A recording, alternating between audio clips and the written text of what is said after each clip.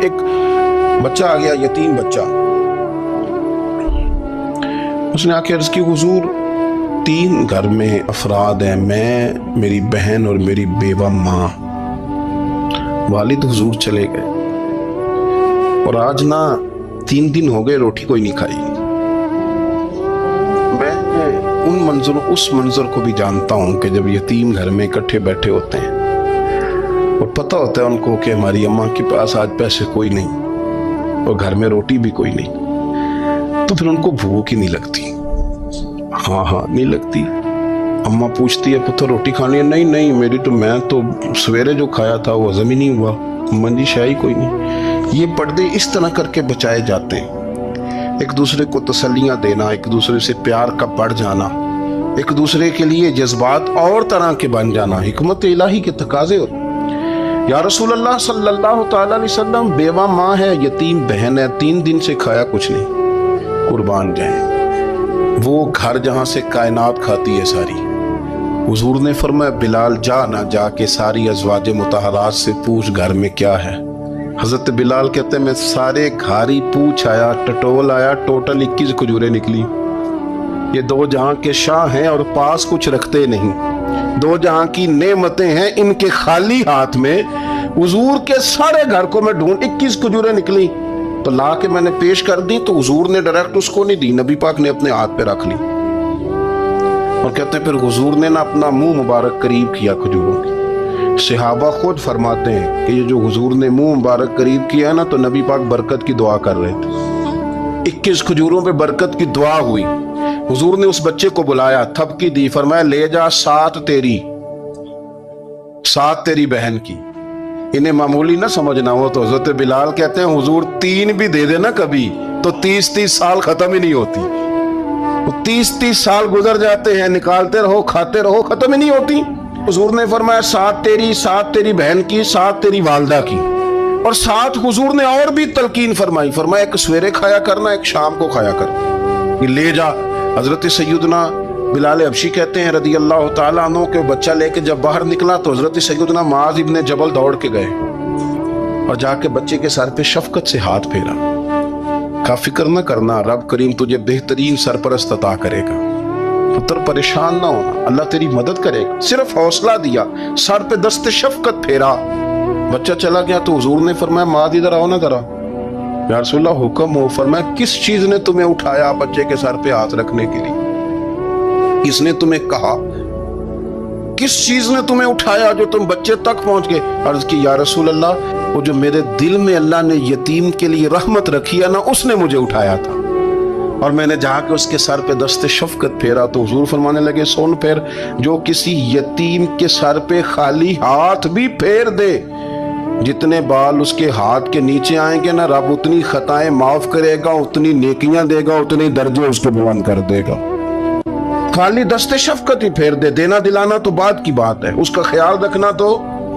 یہ جو ہمارے مدارس ہیں نا، ان میں اکثر بچے غریب ہوتے ہیں، لیکن کچھ بچے تگڑے گھروں کے بھی ہوتے ہیں، مالدار گھروں کے بھی ہوتے ہیں۔ اس میں اگر کوئی ایسا بچہ آ بھی جاتا ہے نا جو یتیم ہے، کمزور ہے، تو اپنے آپ کو محسوس نہیں کرتا کمزور، کیونکہ وہ یہ نہیں سمجھتا کہ میں یتیم خانے میں آیا ہوں۔ اس کے ذہن میں مائنڈ سیٹ یہ ہوتا ہے کہ میں مدرسے میں آیا ہوں اور میں پڑھنے کے لیے آیا ہوں، اور چونکہ وہ کچھ وزادار بچے، مالدار بچوں کے ساتھ وقت گزارتا ہے، اسی دسترخوان پہ بیٹھ کے کھاتا ہے، اسی کلاس میں سب کے ساتھ بیٹھ کے پڑھتا ہے، تو اس کی عزت نفس مجروح ہونے کی بجائے طاقت پکڑتی ہے۔ وہ برابری کی سطح پہ جب آتا ہے تو اسے محسوس ہوتا ہے کہ مجھے عزت دی جا رہی۔ اس لیے مدارس اسلامیہ میری نظر سب سے مضبوط جگہ ہیں جہاں مساکین کی، یتیموں کی، غریبوں کی صحیح معنوں میں کفالت بھی ہوتی ہے، تعلیم بھی ہوتی ہے، عزت بھی ہوتی ہے، تربیت بھی ہوتی ہے۔ میرے رسول کریم علیہ السلام بڑے انہماک کے ساتھ، بڑے توجہ کے ساتھ۔ اچھا ایک کام اور ہوتا ہے ہمارے ہاں، وہ کیا ہے؟ اگر کوئی یتیم مال چھوڑ گیا نا اس کا باپ، تو پھر تو بارے نہیں آ رہے ہیں اس کے، پھر تو اللہ خیر کرے کہ بہت سارے مل جائیں گے کفالت کرنے والے، بہت سارے ملیں گے دھیان رکھنے والے، بڑے سارے ملیں گے توجہ دینے والے۔ قرآن مجید نے فرما دیا ہے کہ جو یتیم کا مال کھاتا ہے وہ سمجھ لے کہ میں مال نہیں کھا رہا، میں آگ کھا رہا ہوں۔ आग खा रहा हूं, आग। सूरह निसा देखिए। हमारे यहाँ अगर तो वो माल छोड़ गया है तो फिर तो बहुत सारे रिश्तेदार मुस्तकिल उसके मोहल्ले में मकान लेने को तैयार हो जाते हैं, इल्ला माशाअल्लाह। फिर तो बड़े सारे ऐसे भी रिश्तेदार बन जाते हैं जिनको वालिद की मौजूदगी में कभी जियारत का मौका भी नहीं मिला था। ये माल जो यतीम का है इसकी तो ज्यादा हिफाजत करनी थी। हम कई दफा मसला बताते हैं, लोग फतवाबाजी शुरू कर देते हैं। मुझे बुलाया गया कि एक साहब का इंतकाल हो गया तो उनका ख़त्म शरीफ है, तो बच्चे उनके नाबालिग हैं। तो मैंने कहा कि आप इस तरह करें, उनके माल में से ज़्यादा पैसे ना सर्फ करें। नहीं जी नहीं, बड़े पैसे कमाए हैं जी उसने, सारी ज़िंदगी बाहर निकाली है तो लाखों करोड़ों कमाए हैं, तो छोटा गोश्त पकाएंगे, बकरे का गोश्त पकाएंगे और हम उनका ख़त्म शरीफ दिलाएंगे। तो मैंने कहा साहब आप रिश्तेदार हैं, उनके बच्चों के माल की हिफाजत करें। ख़त्म शरीफ तो उसमें गोश्त ज्यादा होना जरूरी नहीं, उसमें तो दर्द से दुआ करना जरूरी है, उसमें तो तिलावत कुरान पाक के साले सवाब में जरूरी है, जिक्र अज़कार जरूरी है। लेकिन क्या किया जाता है कि बेदरेग माल उनका अगर हो तो, एक हदीस पाक है बुखारी मुस्लिम में, बड़े गौर से सुनिएगा और इसके अंदर जितने पहलू हैं उन पर पूरी तवज्जो दीजिएगा कि कहीं हम इधर आ तो नहीं गए। रसूल पाक सल्लल्लाहु अलैहि वसल्लम ना हमारे लिए सबसे बड़े हकीम है, सबसे ज्यादा हिकमत हुजूर ने हमें बतलाई है कि इस रास्ते चलोगे तो बचोगे, इस रास्ते जाओगे तो हलाक हो जाओगे। नबी करीम अलैहिस्सलाम ने फरमाया, बुखारी मुस्लिम है, फरमाया 7 हलाक करने वाली चीजों से बचना, अगर इनमें तुम चले गए तो हलाक हो जाओगे। 7 चीजें हैं जो तुम्हें हलाक कर दें, बर्बाद हो जाओगे, तबाह हो जाओगे, हलाकत का सफर है ये। 7 चीजों से बचो। या रसूल अल्लाह सल्लल्लाहु अलैहि वसल्लम वो कौन कौन सी? तो हुजूर ने फरमाया अल्लाह के साथ शरीक ना करना, हलाक हो जाओगे। दूसरा नबी पाक सल्लल्लाहु अलैहि वसल्लम ने फरमाया जादू ना करना, हलाक हो जाओगे। हलाक ओ यार, जिसे हुजूर फरमा रहे हैं हलाक हो जाए वो बचेगा। नबी पाक सल्लल्लाहु अलैहि वसल्लम ने तीसरे नंबर पर फरमाया जिस शख्स के कत्ल करने को अल्लाह ने हराम करार दिया है उसे कत्ल ना करना, हलाक हो जाओगे। चौथे नंबर पर रसूल पाक अलैहिस्सलाम ने फरमाया सूद ना कभी भी खाना, हलाक हो जाओगे, हलाक। बड़ी बड़ी दलीलें दी बैंक वालों ने, बड़ा समझाया तो आदि साहब मान गए, मोहतरम मान गए, कहने लगे नहीं जी नहीं वो कारोबार में लगाते हैं। बड़े भोले भाले हैं, पता सारा है। और देखो सब कामों के बावजूद मुस्तकिल बैंकों में पैसे उस अकाउंट में रखे हुए हैं जहां से मुस्तकिल सूद आता है। हुजूर ने फरमाया न करना ये काम। तू कहते मैं सूद पे पैसे लेके कारोबार चमकाऊंगा, तेरे नबी बाग ने तो फरमाया तू हलाक हो जाएगा। तू कहता मैं मेल लगाऊंगा, हुजूर ने तो फरमाया हलाकत है। तू कहता मैं बड़ा कुछ कर जाऊंगा तो हलाकत है। अच्छी तरह समझ ले, असल माल भी जाया हो जाता है उस बंदे का जो सूद का माल मिला लेता है, असल बरकत भी उड़ जाती। और मेरे नबी पाक सल्लल्लाहु अलैहि वसल्लम ने 5वें नंबर पे फरमाया यतीम का माल न खाना, हलाक हो जाओगे। न खाना इनका माल, ये करोड़ों हो, अरबों हो या 10 रुपए हो, यतीम का पैसा ना खा जाना, हलाक हो जाओगे, हलाकत तुम्हें आ लेगी। और फिर 6ठे नंबर पर नबी पाक अलैहिस्सलाम ने फरमाया कुफर से जहाद हो रहा हो तो कभी पीठ फेर के भागना ना, हलाक हो जाओगे। और 7वें नंबर पर अल्लाह के रसूल ने फरमाया बेकसूर और बेगुनाह औरत पर तोहमत न लगाना, बिला वजह बहू के खाते ना कुछ डाल दे, बिला वजह भाभी और बीवी और किसी भी खातून पर कोई इल्जाम बेकसूर औरत पर बोहतान न लगाना। मार मार के एक शख्स ने बेहाल कर दिया बीबी को और बाद में पता चला कि जी मुझे शक है तवीज कराती है। क्या आपकी सोच है? मुसलमान अल्लाह को मानने वाला और इस बातों पर इल्जाम लगाएगा, तवीज करा के लाती। बेकसूर औरत पर बोहतान, एक तो बात है उसे मारना और एक ये है कि कोई तकलीफ देना, और एक खाली इतनी बात की कि बोहतान भी ना लगाना, उस पर इल्जाम ना लगाना। यानी तुमने सिर्फ बेकसूर औरत पर इल्जाम ही लगाया तो हुजूर फरमाते हलाक हो जाओ। ये हलाकत वाला काम है, लेकिन हम बगैर सोचे समझे कह देते हैं उसने कहा है, उसने किया है, ये करती है, ये काम नहीं करे। ये 7 वो चीजें हैं जो हलाक कर देंगी। नबी पाक सल्लल्लाहु ताला अलैहि वसल्लम फरमाते हैं मैं ना जन्नत का दरवाजा खोलूंगा तो एक औरत को ना मैं सबकत ले जाते हुए देखूंगा, यानी वो जल्दी से जन्नत में दाखिल हो रही। या बाज शारहीन कहते हैं कि हुजूर दाखिल होते ही सबसे पहले उसका चेहरा देखेंगे, हुजूर फरमाएंगे तू पहले ही आ गई, बीबी जन्नत में, हुजूर ने दरवाजा खोला तो जल्दी से नजर आई, तू पहले आ गई। सब ने लिखा है कि इस औरत की शान ये है कि सबसे पहले जन्नत में गई। मैंने हदीस पढ़ी तो मैंने नीचे हाशिए में लिखा, मैंने कहा मेरा ख्याल ये है कि इसकी ज्यादा शान ये है कि जन्नत में इसकी सबसे पहली मुलाकात मदीने वाले महबूब से हो गई। ये देखो कितनी बड़ी शान। हुजूर फरमाने लगे तू कैसे पहले ही आ गई, कौन है तू? वो कहने लगी हुजूर मैं बेवा हूं, मेरे बच्चे यतीम थे, मैंने उनकी खातर ना बैठी रही, मैंने निकाह नहीं किया, मैंने उन यतीमों की परवरिश की, बेवा बन के जिंदगी गुजार दी, उन यतीमों के लिए बैठी रही। इसको जायज है, ये कर सकती थी, लेकिन इसने सोचा कि मैं इनकी निगहबानी, यतीमों के लिए बैठी रही। आज शान ये है कि मदीने वाले के लिए जब दरवाजा खुला है तो इस बीबी को भी रब करीम ने फौरन ही जन्नत अता फरमा दी। ये सबसे पहले गई। मैंने देखी हैं ऐसी औरतें 23 साल में बेवा हुई पर उम्र बच्चों के नाम कर दी। उसे पता था कि कल को जब ये बड़े होंगे तो ये अपने कमरे का दरवाजा बंद कर लेंगे, ये नहीं पूछेंगे कि अम्मा सोई है कि जाग रही है, इनका आना जाना अलग से हो जाएगा, इनके ताल्लुकात अपने हो जाएंगे। पर ये बैठी रही, ये बैठी रही। इसने बच्चों को वक्त दिया तो बच्चे तो क्या इसको सिला देते थे, रब ने ये सिला दिया है कि सबसे पहले इसे जन्नत में दाखिला अता फरमाया। अबू दाऊद शरीफ में मुस्नद इमाम अहमद बिन हंबल में हदीस है, नबी पाक सल्लल्लाहु अलैहि वसल्लम के चचा ज़ाद थे हजरत जाफर तैयार, मौला अली शेर खुदा के भाई थे, जंग मौता में शहीद हो गए। वहां से कोई खबर लेके नहीं आया, लेकिन रब खबरें देता है ना अपने हबीब। अल्लाह गैब के खजानों की कुंजियां देता है अपने महबूब को। नबी करीम सल्लल्लाहु ताला अलैहि वसल्लम ना उनके घर गए, उनकी ज़ौजा का नाम अस्मा बिनते उमैस था। हुजूर ने फरमाया अस्मा मेरे भतीजों को मेरे पास लाओ, मोहम्मद बिन जाफर और अब्दुल्ला बिन जाफर रदी अल्लाह ताला अन्हु। बच्चे करीब आए, हुजूर को पता है इनके वालिद शहीद हो गए। नबी पाक ने अपनी नाक मुबारक उनके रुखसारों पे रखे, फिर हुजूर ने उनका माथा चूमा, फिर नबी पाक सल्लल्लाहु अलैहि वसल्लम ने सीने से लगाया, फरमाया हजाम को बुलाओ ना जरा, इनके बाल तराशे कितने बड़े हो गए, हजामत होने वाली। हुजूर प्यार कर रहे थे, आंखों में आंसू थे, तो जनाब अस्मा करीब आई, कहने लगे हुजूर मेरे शौहर की कोई खबर आ गई है? तो नबी पाक सल्लल्लाहु ताला अलैहि वसल्लम ने गर्दन मुबारक उठाई तो आंखों में आंसू थे। फरमाया रब ने मेरे भाई को शहादत का दर्जा अता किया है। फरमाया कोई आहो बका ना करना मेरे भाई पर, अल्लाह ने उसे शहादत का दर्जा दिया है।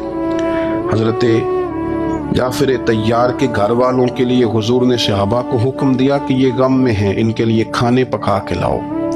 फिर नबी पाक उन बच्चों से प्यार करने लगे, फरमाने लगे ये जो है ना मोहम्मद बिन जाफर, ये अपने दादा जनाब अबू तालब से मिलता जुलता है, और ये जो अब्दुल्ला बिन जाफर है ये तो सारा मेरे साथ मिलता जुलता है। नबी पाक सल्लल्लाहु अलैहि वसल्लम प्यार करते, बातें करते। हजरत अस्मा रोने लगी। ये अबू दाऊद शरीफ में मुस्नद इमाम अहमद बिन हंबल में चमकते जुमले। अर्ज करने लगी हुजूर मेरे बच्चों का क्या बनेगा, कौन किफालत करेगा? कुर्बान जाएं, रसूल पाक सल्लल्लाहु अलैहि वसल्लम के क्या जुमले, यतीमों के लिए हुजूर का नवाजने का क्या अंदाज है। फरमाया अस्मा तू फिक्र न कर, अना वलीयुहुम फिद दुनिया वल आखिरा। फरमाया मैं दुनिया में भी इनका वारिस बनूंगा, कयामत के दिन भी इनका वारिस बनूंगा। कुरान मजीद फुरकान हमीद इरशाद फरमाता है कि वाज़रू ज़ाहिर अल इस्मी व बातिना, ज़ाहिरी गुनाह भी छोड़ दो और बातनी गुनाह भी छोड़ दो। साहिब तफसीर सावी इसकी तफसीर करते हुए फरमाते हैं कि ज़ाहिरी गुनाह तो इंसान के ये है ना, जैसे माज़अल्लाह किसी ने कत्ल कर दिया, डाका डाल दिया, बददियानती कर ली, खयानत कर ली।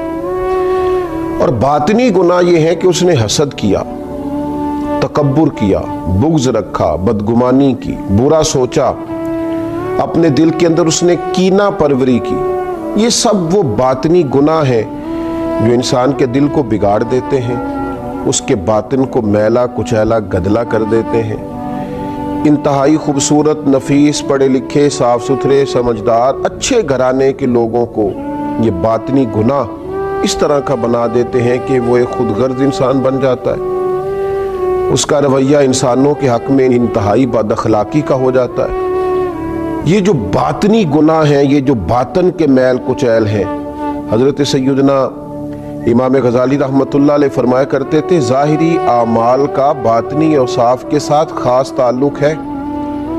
فرماتے ہیں اگر باطن خراب ہو جائے تو ظاہری اعمال بھی خراب ہو جاتے ہیں، اور اگر باطن اجلا ہو، خوبصورت ہو، صاف ستھرا ہو، عاجزی والا ہو، انکساری والا ہو، خیر خواہی والا ہو، اللہ کے بندوں کی محبت والا ہو، اچھی سوچ والا ہو، اس کے اندر یہ ساری خوبصورتیاں موجود ہوں تو پھر انسان کا باطن بھی سنور جاتا ہے۔ ہمارے دلوں کے اندر بعض ایسی چیزیں ہوتی ہیں جو ہمارے لیے انتہائی خطرناک ہوتی ہیں۔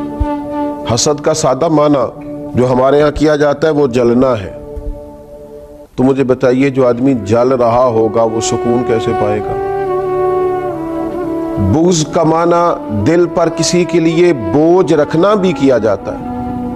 تو جب اپنے دل میں کسی کے لیے بوجھ رکھا جائے گا، تکلیف محسوس کی جائے گی تو کیا انسان قرار پائے گا؟ تکبر کا معنی یہ ہے کہ آپ نے اپنے آپ کو بڑا جانا، کسی کو چھوٹا اور حقیر سمجھا۔ تو جب ہر وقت آپ اپنی بڑائی ہی کے چکر میں پڑے رہیں گے تو کیا دل کو قرار آئے گا؟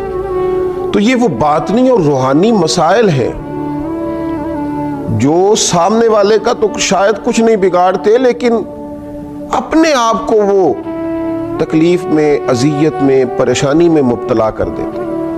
تو ان روحانی مسائل کی معرفت رکھنا، ان کا خیال رکھنا، نبی اکرم نور مجسم صلی اللہ تعالی علیہ وسلم نے فرمایا تمہارے وجود میں گوشت کا ایک لوتھڑا ہے، اگر وہ ٹھیک ہو گیا تو سارا جسم ٹھیک ہو گیا، اگر وہ بگڑ گیا تو ہر چیز ہی بگاڑ دے گا، بگڑ گئی ساری چیزیں۔ یا رسول اللہ صلی اللہ تعالی علیہ وسلم وہ کون سا لوتھڑا ہے؟ تو فرمایا وہ تمہارا دل ہے۔ اگر تمہارے دل کے اوپر میل کچیل ہو، بغض ہو، عداوت ہو، کینہ ہو، حسد ہو، تکبر ہو، بدگمانی ہو تو سارے جسم کو بگاڑ دے گا، تمہیں شدید تکلیف میں مبتلا کر دے گا۔ لیکن اگر دل صاف ہو، اگر دل میں عجز ہو، اگر دل میں محبت ہو، اگر دل میں خلوص ہو، دل میں للہیت ہو، اگر دل کے اندر کسی کے لیے درد ہو، خیر خواہی ہو، تو پھر یہ دل باقی اعمال کو بھی سنوار دے گا۔ اسی لیے امام غزالی رحمۃ اللہ علیہ فرمایا کرتے تھے کہ دل ایک تنے کی طرح ہے، درخت کا جو تنا ہوتا ہے اس کی مانند دل ہے۔ اگر تمہارا دل صاف ہے تو پھر جو اوپر شاخیں لگیں گی تنے کے وہ بھی خوبصورت لگیں گی، پھول لگیں گے، پھل لگیں گے، توانائی ہوگی۔ لیکن اگر دل ہی بگڑ گیا ہے، پاک ہوئے تے پاک ہی ملدائی تے بنا پاکوں پاک نہیں ملدا، سارے جسم دے تون دے نالوں اکو تولے ٹکڑا دل دا۔ اور اقبال کہنے لگے دلے بیدار پیدا کر کہ دل خوابیدہ ہے جب تک، نہ تیری ضرب ہے کاری نہ میری ضرب ہے کاری۔ دل اگر صاف ہو، یہ جو باطنی ہمارے مسائل ہیں، یہ جو روحانی مسائل ہیں، جب تک ان کا ادراک نہیں ہوتا، اعلیٰ حضرت فاضل بریلوی رحمۃ اللہ علیہ فتاوی رضویہ شریف میں ارشاد فرماتے ہیں کہ جو مسائل ہیں نا علم قلب کے، دل کے جو مسائل ہیں، فرماتے ہیں یہ بھی فرض ہے ان کا سیکھنا بھی۔ کون سے مسائل؟ فرماتے ہیں جیسے تواضع سیکھنا، جیسے توکل سیکھنا، جیسے اخلاص سیکھنا، اس طرح باقی مسائل سیکھنا فرض ہے، یہ بھی سیکھنا فرض ہے۔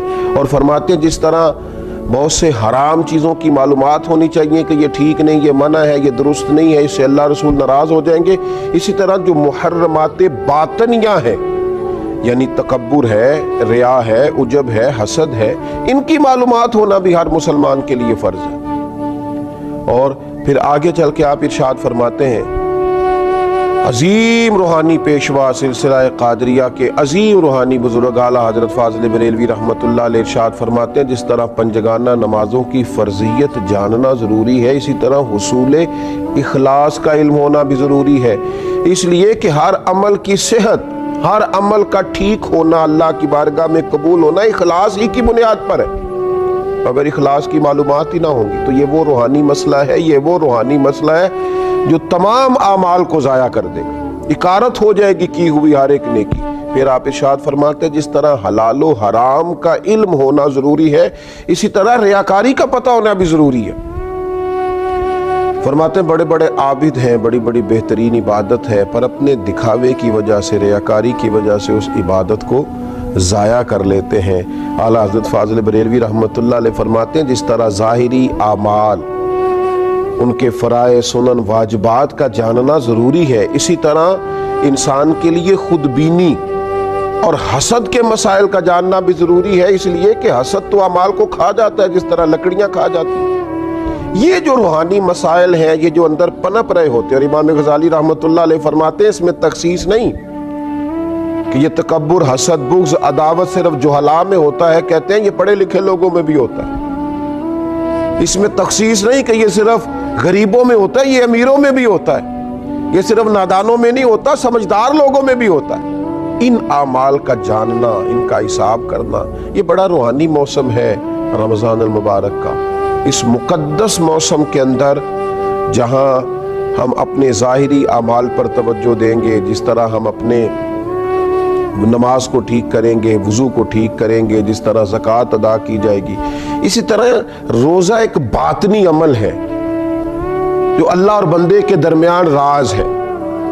تو روزے کے باطنی عمل کے ساتھ ساتھ ہم اپنے باقی اعمال پر بھی توجہ کریں کہ ہمارا دل کہیں حسد کا شکار تو نہیں، بغض کا شکار تو نہیں، عداوت کا شکار تو نہیں، بدگمانی کا شکار تو نہیں، عجب کا شکار تو نہیں۔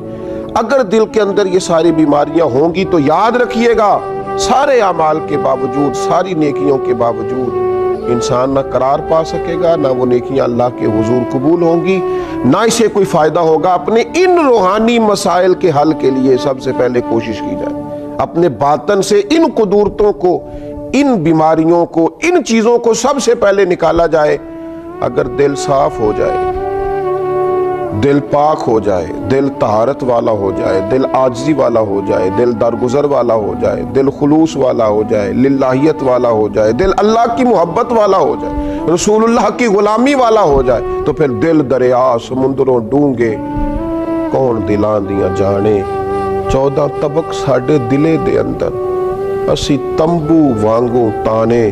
اور پھر تو کیفیت یہ ہو جاتی ہے کہ ہم نے دل میں سجا رکھی ہے تصویر یار۔